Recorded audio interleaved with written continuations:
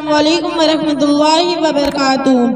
نحمد و صلی علی رسولہ الکریم وعلی آلہ اصحابہ اجمعین، اما بعد۔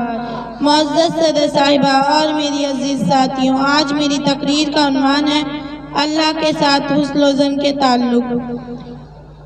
اللہ تعالیٰ نے مومنوں کو خطاب کرتے ہوئے فرمایا، اے ایمان والو، تم بہت زیادہ گمان سے بچو، کیونکہ بعض گمان باعث گناہ ہوتا ہے، اور اللہ کے رسول صلی اللہ علیہ وسلم نے بھی اس سے روکا۔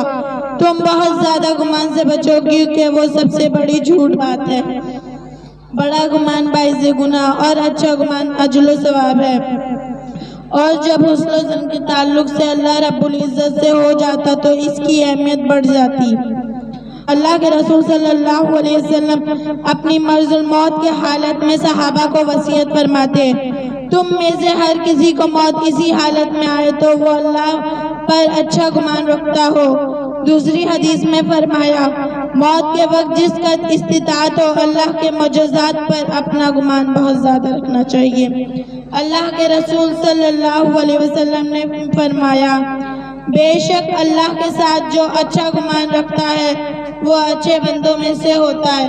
اللہ تعالیٰ خود فرماتے، میں اپنے اچھے بندوں کے گمان کے مطابق ہوتا ہوں، جس کا گمان اچھا ہوتا ہے اس کے ساتھ وہی ہوگا، اور جس کا گمان برا ہوتا ہے اس کے ساتھ بھی وہی ہوگا۔ آخر میں اللہ سے دعا ہے کہ ہم سب کو اچھا گمان رکھنے والا بنا۔ میں نے کہہ دی تم نے سن لی، یہ تو کوئی بات نہیں، دل سے نکلے دل میں اترے تب تو کوئی بات بنی۔ السلام علیکم ورحمۃ اللہ وبرکاتہ۔